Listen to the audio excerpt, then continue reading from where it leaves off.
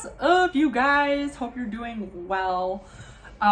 So I just recently reconnected with a friend from DC who also worked on the Trump campaign. She was actually a very public person on the campaign, and I was very not vocal and behind the scenes, and I mostly did writing, and I didn't even work at the headquarters, but nonetheless we were talking a little bit about Trump's presidency and how it went, how it went for the people that worked for Trump, and not just for Trump, that we worked for, I mean it was a Trump camp. It was Fox News, it was different media agencies in DC that were conservative, that were pro-Trump. It was the Washington Examiner, the various think tanks, various communications firms, PR firms that were pro-Trump. And so, and media outlets. So different a lot of people that were kind of in the same circles, a lot of people that kind of moved around between these different companies and worked in government, worked for conservative politicians, and we're all kind of in the same ideological camp. And once you start getting a job, once you get a job with one of them, you kind of have to stay in the group because you're kind of pigeonholed, because nobody else wants anything to do with you because you're that controversial political person that you're working for. So anyway, we were talking a little bit about it, and I was thinking about it, and I was thinking this is there are some really huge flaws with the Trump camp and how the whole dynamic of the Trump camp and the right and Fox News and all these things, how it was. I'm sure it's still like that. The funny thing is I'm really not following it too much right now. I'm still on Twitter and I see people being mad, and I don't really even know who's mad at what. But there were some really, really big, deep issues that I saw when I was there, and I realized, looking back, that it's probably why Donald Trump lost. He lost the presidency, and I even started predicting it in 2020. Even doing work for the campaign, I was started to think about it already from then. I was like, okay, there are certain things that I think that will make people who voted for Trump feel like he's abandoning them. And so it wasn't only about the people that worked in Trump camp, it was also the Trump base, the people that voted for Trump, feeling like they've been abandoned and kind of pushed to the side. And I think this is probably the main reason why Trump lost, and why I think not that I even care about voting for anybody, but if I were to vote again, I would definitely not vote for Trump. And if I voted for someone conservative, because I'm definitely more conservative, if I voted for someone conservative, it would be maybe someone that doesn't, like a DeSantis type, like a Ron DeSantis, someone that doesn't, or someone that doesn't throw his supporters under the bus. And I really felt like it wasn't just Trump, it was just the whole vibe of the Trump movement was people that tried really hard to gain the support of young people like me that were literally in college, that didn't know anything about politics, that all we knew was that we wanted to make money. We're we get along with certain conservative ideas, we want to be free, we want free speech, whatever. And they just, tried really hard to get our support. Once they got our support, they totally threw us to the wolves, really threw us to the wolves. We would get in trouble, and by we, I mean me, my friends, all my friends that were in that world.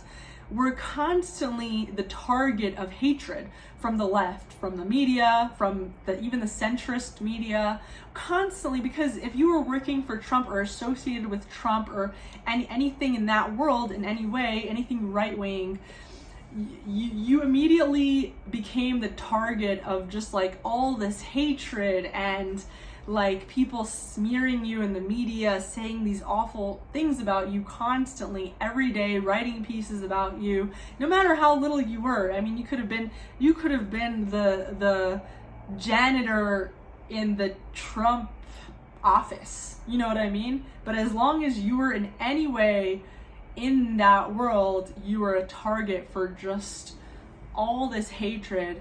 And it became hard because like some people would, I mean, it got to the point where some people were losing like jobs, opportunities, access to platforms, deplatformed, bank accounts. Certain people, I have friends that lost their bank accounts for having stories written about them because they were associated with the Trump camp.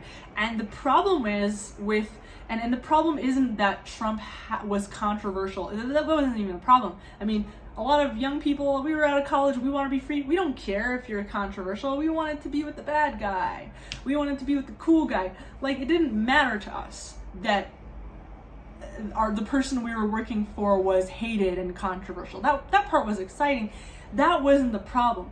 The problem was how these people that we worked for threw us under the bus constantly. Like, let's say someone wrote a smear piece about me saying Pardestella is a Nazi anti-Semite, which is funny because I'm more Jewish than all of you and your grandmas combined, even the Jewish people. Like, anyway, like, my bloodline is purely Jewish, okay? So, but there were pieces like that where someone would try to smear me as like some kind of Nazi anti-Semite. And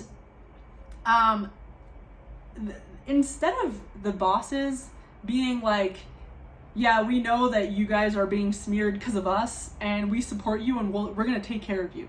Instead of them being like that, our bosses were just like, oh no, we don't want to have anything to do with a Nazi anti-Semite. Ew, no, we don't want our reputation's ruined. And they would just like fire people left and right. They would throw, it would be like people that, and the thing is, like, I was never, like, I was never tied to that world. Like, I always knew I would get out. So I was never, like, married to that world. I was never like, oh, I'm going to stay in politics forever. So for me, it was really hard. It was really stressful. But at least in my mind, I had a way of getting out. Most people, that wasn't the case. They would be smeared, and you know what? Most people didn't have that salvaging, like, they didn't have that background of being very Jewish, like me. So they couldn't say, hey, that's not possible, I'm Jewish, you know what I mean? So a lot of people did get smeared as Nazi, anti-Semite, like all these bad things, but they didn't have a way to like refute it or go against it, because like a lot of people didn't even know any Jews, like, you know what I mean? So, but it was just a smear.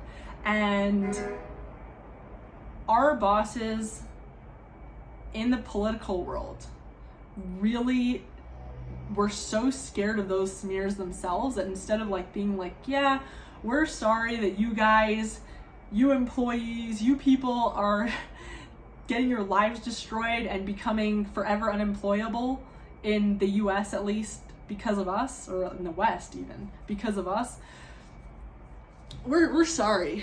Instead of taking care of us, they were just like, yeah, we don't want anything to do with a bunch of far-right Nazi anti-Semites. And it went all the way to the top. Fox News was very much like that, as you saw why I left Fox. But it went up to Donald Trump himself. Donald Trump is very much that kind of guy. Oh no, I don't want my reputation being ruined by a bunch of Nazi anti-Semites. It's like, dude, the whole reason why they're being smeared is because they're working for you. Is because they have voted for you. It's because they had anything to do with you. You're the problem, not them, but you're not a leader, so you can't take responsibility for anybody that is working for you. And that was very infuriating. And you know what? Trump haters would say all the time, he's not a leader. He only cares for himself. He only cares for his own ego. And he did nothing to prove that wrong. He did nothing to prove them wrong. He really did actually throw his most loyal fans, his most loyal supporters, his most loyal employees under the bus. He really did. And I saw a lot of this stuff firsthand about how the most prominent people in the Trump camp goes up to Trump, but also the people that worked under Trump. The most prominent people really threw anybody that was loyal under the bus just to appease like the other side or the mainstream or whoever they were trying to appease, which, by the way, like, your haters aren't gonna like you because you treated your employees and your supporters and your loved ones like shit. They're not gonna like you more. They're gonna disrespect you even more. So you might as well be a man. You might as well have some balls and be loyal to the people that are good to you. Don't be loyal and nice to the loudest person in the room. And this is for anything in life. You don't be nice to your abusers and to the bullies and to just the loudest voice in the room. Don't be a pussy.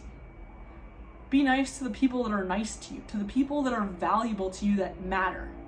Those are the people you want to be nice to. The people that are going to stick around. The people that, like, actually care. And not the people that are just the biggest bullies and that you have to appease. Because those people, you don't have those people. But you know what? You're going to lose the people that matter. So anyway, that's the problem with the Trump camp. And it's just interesting because it's been I guess 2 years after Trump lost. Or yeah, it's been 2 years since Trump lost. Exactly 2 years since Trump lost. And everyone is talking about how, Donald Trump is gonna return, he's gonna run again for president. It's like, no, dude. Nobody who voted for Donald Trump wants Donald Trump to return. Nobody wants him to return. He very, very clearly threw his base under the bus, and it was a trick. It was a trick from the left. The left did a trick, which was, let's see if he will find a way to defend his own people. If we call his people a bunch of Nazis, anti-Semites, let's see if he'll take care of them and if he'll debunk it, or if he'll be like, oh no, I'm not a Nazi. I'm gonna fight all these people and show you guys how I'm not a Nazi and get rid of all these people. And it wasn't just Trump, honestly. It's a cultural thing on the right. The right is so afraid. I mean, Americans are so afraid of being labeled anything bad. They're so afraid of the media. And it's like, dude, you're just one part of the world. Like, there are plenty of places in the world where people don't care. And they don't have this slur, it's just like, and then that's why I'm also really glad that I left the US, at least for the time being, is like, I don't really feel affected by any of that stuff anymore. Like, oh no one's gonna, first of all, no one in Colombia even knows or cares about Trump. But even if they did, no one's gonna be like, oh, Trump, you're Trumpy. No, they don't care. And in fact, most of the people I meet here, like, hate their lefty president. Hate. And they're like, oh, we want to get rid of him. It's like, whoa. Okay, well. So, yeah. That's all I have to say about that. And hope anyone that's watching this that I was in DC with is doing great and having a great time. And you're probably not even in DC anymore. So, with very few exceptions. Okay, have a great day, guys.